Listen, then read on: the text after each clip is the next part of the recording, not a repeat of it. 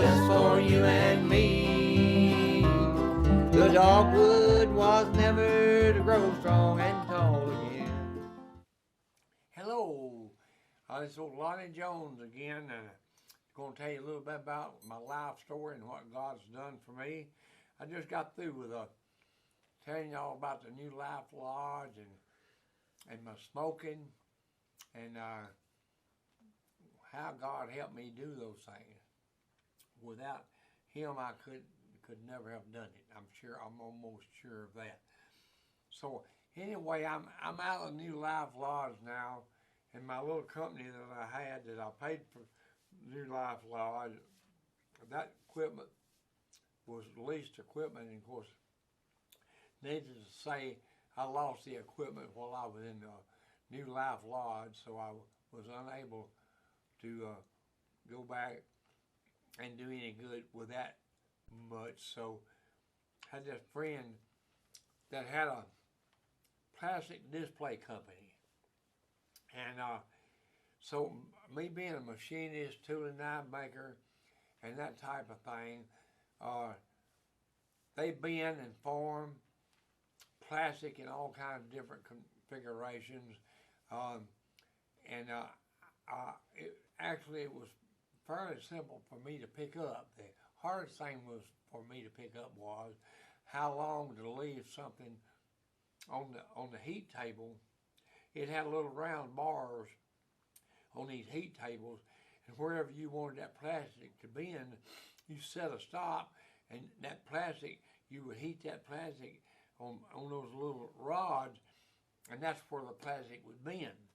So it wasn't too hard for me to pick up on how to work on plastic, me having the experience of over 30 years in a machine shop, tool and die business.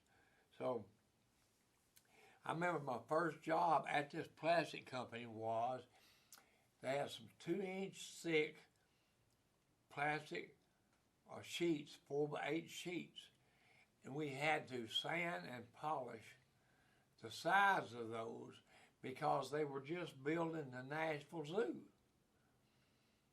And this was built to hold the water back, where the otters would be inside the water, and fish and stuff would be inside this hole of water, and it was held in by clear plexiglass, so the kids could walk, or anyone could walk up and look through the plexiglass and see what's in there. And so my first job was sanding, and it was like sanding a car. You start out with rough sandpaper, go to a thinner, not so rough, on down. We went up to like 1,000. Then you took this handheld buffing machine, had a buffing wheel on it. You took it and you put your rosin on it, or your compound on that, and you would run it up and down through there until it was just like glass, clear as a bell. No scratches, no nothing. And it would just be just so slick a fly I couldn't even sit on it. But that was my first job over there, and then my next job, before I learned anything much about bending the plastic, they put me on this bending machine and told me to bend these parts. Well, needless to say, about half of them I got them too hot and ruined them. And then the guy explained to me how I had to keep an eye on them for them not to get too hot.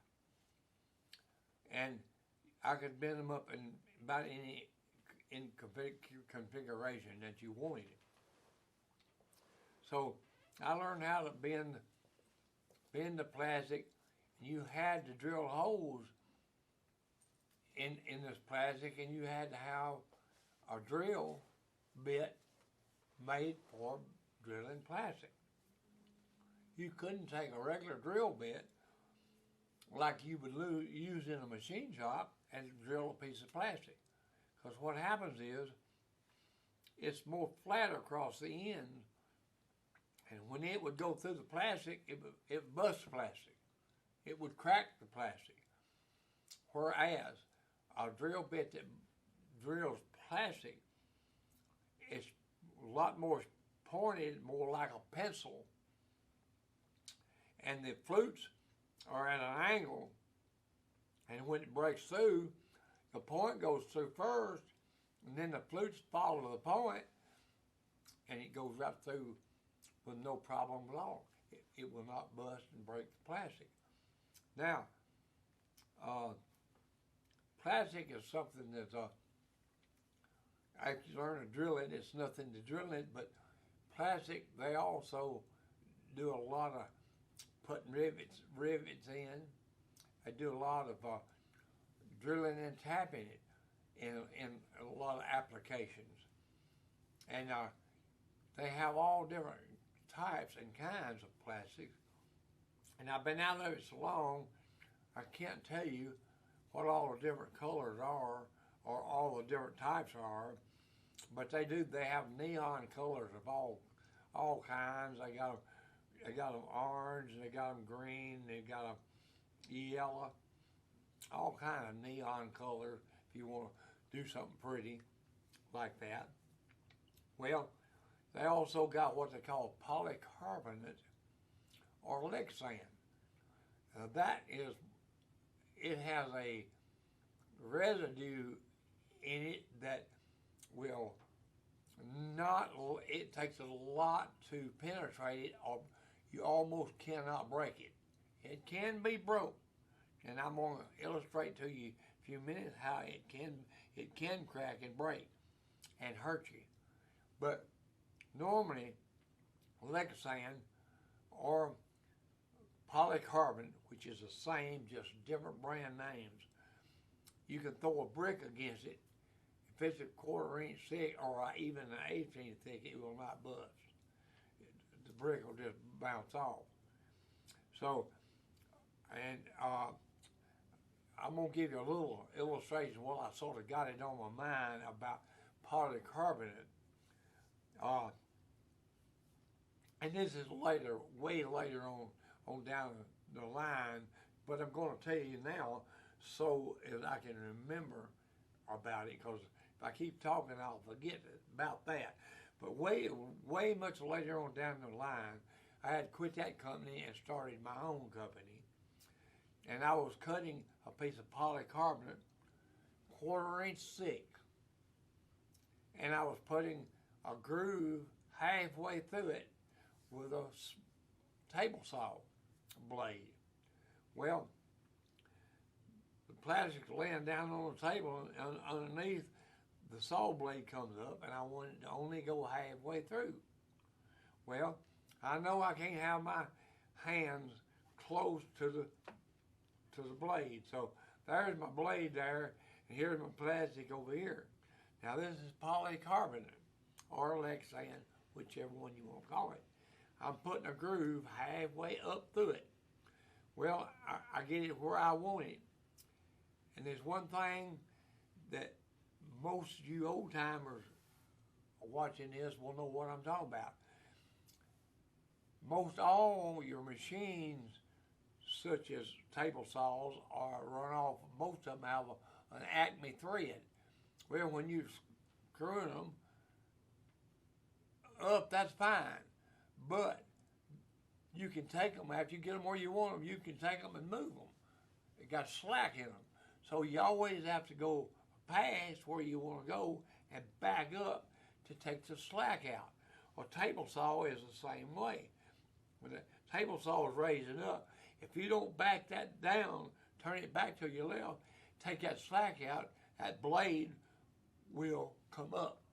It will come up, more especially in polycarbonate or lick sand. So what I didn't do is I did not take the slack out of my blade. And I'm putting a 1/8 groove and halfway up through a piece of polycarbonate. And I got my hands way out here, 6 inches away from the saw blade, because I know how dangerous it is. And my hands look just like that, laying down on it like that right there. And I'm going through there. All of a sudden, this plastic breaks. Well, guess what happened when it broke? Look at that little finger right there. See, this finger over here is all right. See, that finger over here is okay. See my fingers? Difference in my fingers? That piece of plastic busted, come off of that blade and come over and cut that little finger off. I wasn't close to the blade. If it had come over here to cut that off, it would cut off whatever it hit. But it so happened it just got that little finger.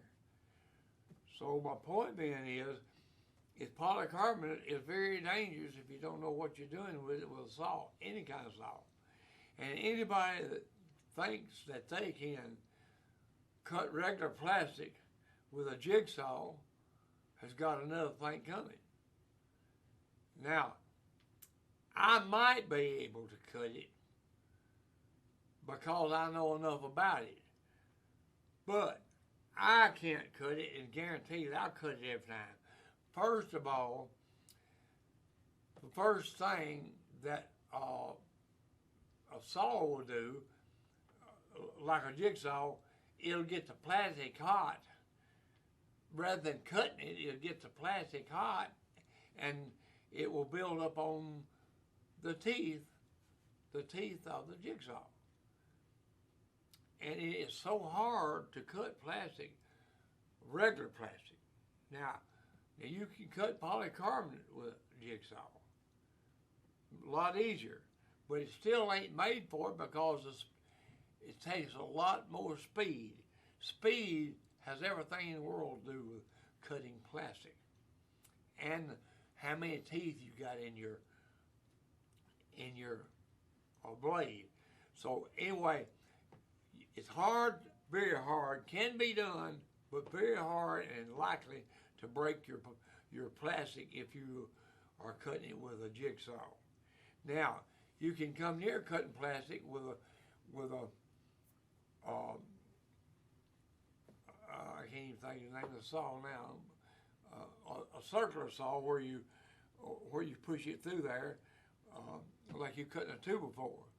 That type of saw, and for what reason I don't know, but I got a blank. Skill saw. Hey, we go. Skill saw. You take a skill saw and you can come near cutting it with a skill saw than you can a jigsaw. And even then it will break. 75% of the times it'll break. So it's called the blade that a plastic company uses on their table saw is called a triple chip cut. It's a triple chip. It's sharpened on the sides and sharpened on top. It's called a triple chip. And most of them has anywhere from 80 to 120 teeth per inch. I mean, depending on the size. But they'll call for either 80, 90, 120 teeth, and most of them's a 10-inch diameter. So that's what we use for cutting plastic on a table saw, is a triple chip blade, and it will cut them without any problem at all. So that's some of the stuff that I learned in the very beginning of being in the plastic fabricating business. Well, the next job that we had was we made a lot of boxes for most of you remember Beanie Babies, I'm sure. Remember what the Beanie Baby, little Beanie Baby cars, and I made out of, had beans in it. Folks had beans or something in them. Well, we made these what they call shadow boxes that you could put those in, and sell them out of those. So we made a lot of those. And I learned how to make those an easy way on my own after I'd quit this other company. And so anyway, before I went in business, basically, before I went in business totally for myself, let me see if I can get this, I got to get this all corrected here, make sure I know what I'm talking about. No, let me back up. I stayed with that company, I guess a year and a half to 2 years. I stayed with that company. And then I went in business for myself. I started getting work for myself. And there was back then CDs, VCRs, and all that stuff was a big deal. And this was we're talking about in the 90s. And it was a big deal. I don't remember what the name of the company was exactly off of Elm Hill Pike, but I got a big contract with them. And I made these big wooden racks that spun around and around. They put their CDs and their videos and all that stuff in them, and they'd be on a carousel where they go around and around. You see them today in stores today. So I got a big contract with them doing that. And meanwhile, I also got the contract with Country Music Hall of Fame. And that was when they were still out on 16th Avenue South, out by the roundabout. They were right there by the roundabout. And I got a big contract through Gibson Guitar to make all their shadow boxes for all their Gibson instruments. Everything that I used everything that I made was for putting Gibson guitars, Gibson banjos, anything that had to do with Gibson, I made the shadow box for it. I made them as long as 8 foot long and 4 foot wide, 12, 14 inches deep, and they hung on the walls out at the Country Music Hall of Fame. I had the great opportunity to make all of those, and we had a deadline to set. I worked. I couldn't get my guys to work on Sundays and half the Saturdays, but I would work Saturdays and Sundays in order to get these things built. Well, when you get up to where your material gets above 3/8 thick, 3/8 and thicker, then you have to mix your own resin. And what you do is you put a slight point on your plastic where they go together at, and you got an angle there. And what you do is you put your box together. You got you some guides, and you got these boxes together. It takes 2 people to do one. Like if you got a 4 foot by 8 foot, it takes 2 people to do it. So you put all this together. Now you've got everything together but your front. There is no back in them, because the reason there's no back in them is the guitars and banjo stuff that are hanging on the wall.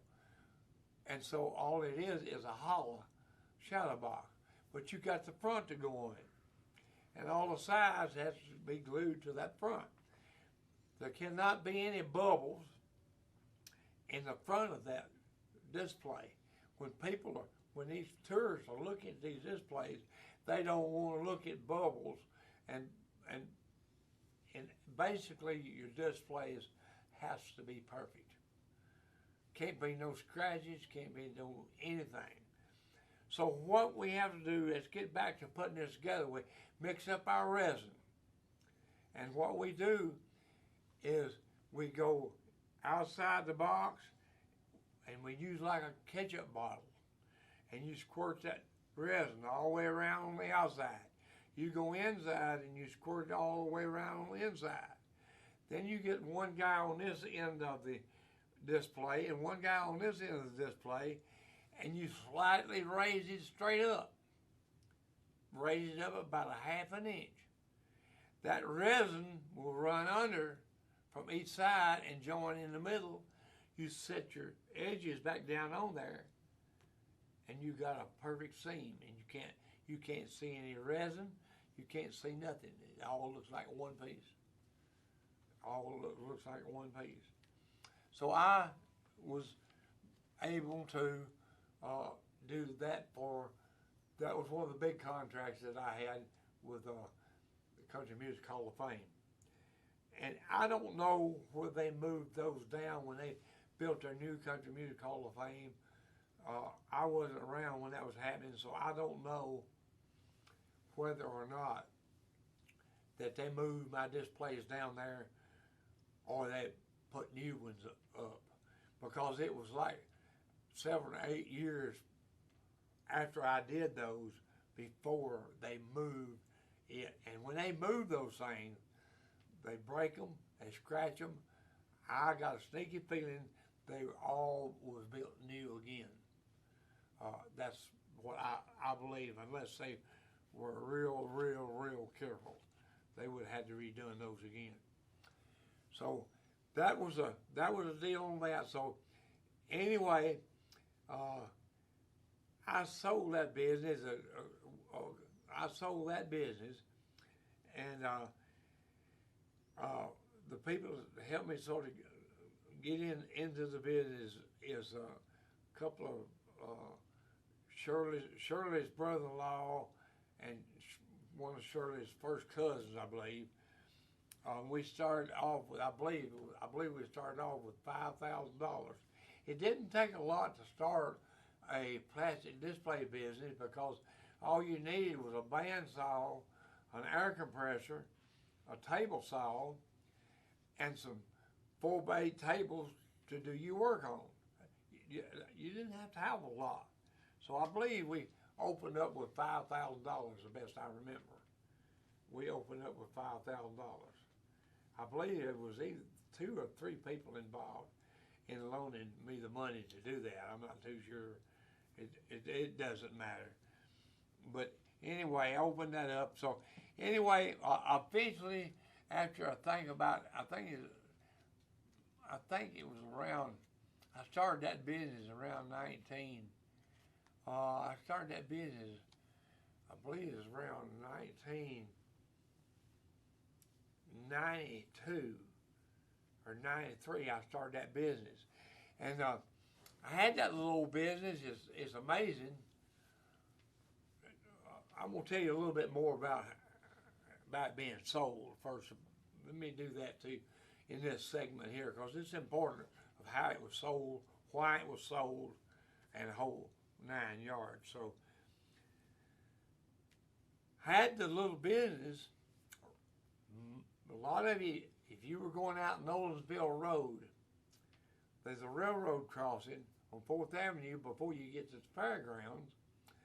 And I highly doubt if anybody's within the sound of my voice has ever went out through Nolensville Road that didn't get stopped by a train one time or another at this crossroad, at this railroad crossing.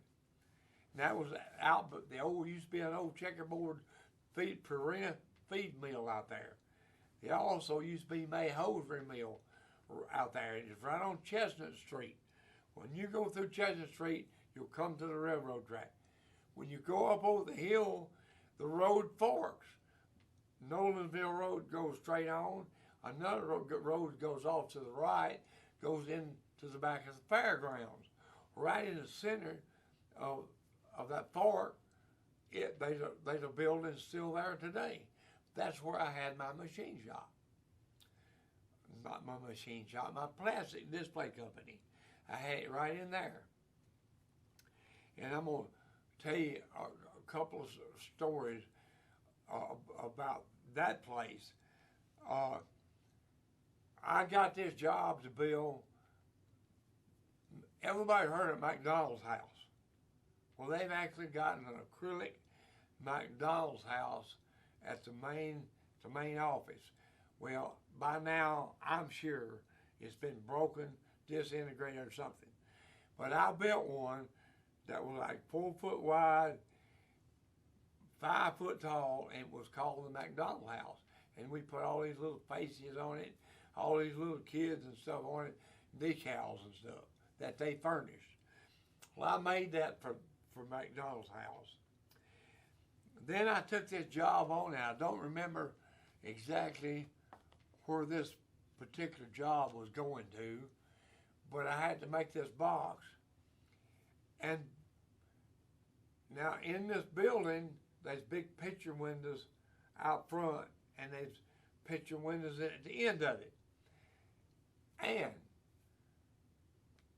a lot of you are going to remember this, but that was part of Jim Corse's barbecue at one time, many, many years ago, in the 60s and 70s. That was Corse's, part of Corse's barbecue up front parts, up where they sold the beer and stuff at least part of it was. Well, anyway, I built this beautiful box out of acrylic that's 1/2 inch thick. And I went to take it out, and it never dawned one time on me. Never one time did it ever dawn on me that it was too big to go out the door. Never once did it dawn on me that that thing was too big to go out the door. And I want you to know I had to hire a glass company to come up and take a window out so I could get that thing out the window. Needless to say, that cut half of my profit right half in two. My profit that I was going to have just got cut in half. They took the window out, I carried it outside, they put the window back in. And now that's a story. Now that's a truth if I ever told it. But that's, as they say, that's my bad. I got this word out, that's my bad. Well, that was my bad. I had never even once entered my mind that I couldn't get that thing out the door. The door was oversized. The door was a great big door. It was a great big door, but it would not go out that door. So let's get back to sort of how come that I sold out. We were I was making parts for everybody. And I'll tell you what I'll do before I tell you about selling of the place and a few more things that went on before I moved out of there. Well, we'll say that for about I believe it'll be 26, won't it? Yeah, episode number 26. We'll save that for episode number 26. But I'll give you another lesson too, a little bit about, if you don't know, which a lot of you might know, about plastic. And so I'll cut it off there, and we'll see you on number 26. Right now, I tell you what we need to do. We don't want to ever forget that we want to talk about Friendship Missionary Baptist Church at 101 Flat Ridge Road, and well, it's right out of Millersville, almost in Springfield, is where it's actually at. It could be called Millersville. It could be called White House. It couldn't be Goodlettsville, I don't think. Could it be Goodlettsville? Probably could be Goodlettsville. Anyway, it's 101 Flat Ridge Road is where it is at. And we're there every Sunday at 11 o'clock. We'd love to have you sitting in our seat if you could do that. And also, if you can't do that, you can watch us on the Facebook. Pull up the Friendship Missionary Baptist Church on the Facebook at 11 o'clock, and you can watch us live on there. And anybody that would like to have one of my books right here, just email me at lonnie.jones09@comcast.net. And this little book right here, you might not need it yourself, but you might know somebody that does, because it tells right on the contents of this book saved my life. and only through the grace of God am I holding it before you. This is a powerful book. It ain't got a lot to say, but what it says, it means it. So until episode 26, we're going to pick a couple of tunes and we'll see you then. Okay? Thank you. Appreciate you. How about truck driving man?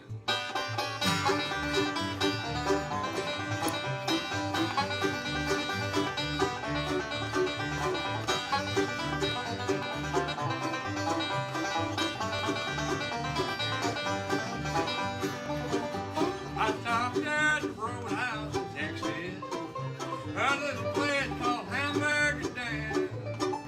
I heard that old jukebox playing that song about a truck driving man. It poured me another cup of coffee. Oh, it is the best in the land.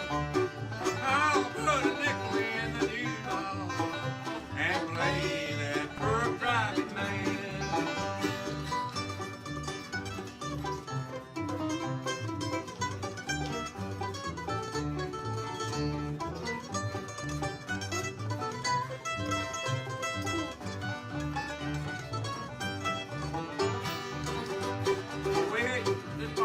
Coffee. The banker fell back again. I said that old song just fit me, for I'm a truck driving man. It poured me another cup of coffee. Already is the best in the land. I'll put a nickel in that jukebox and play that truck driving man.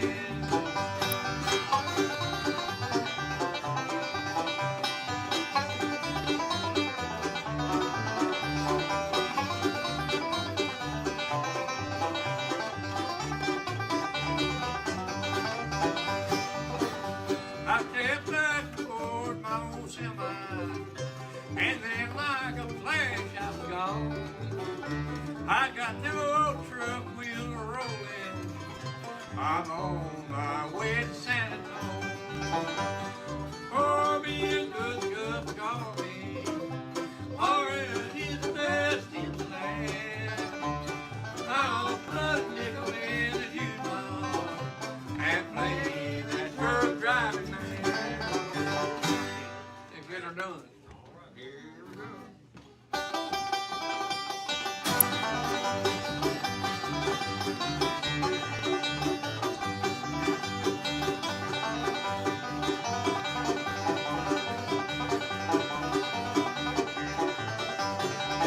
John Henry was a little boy.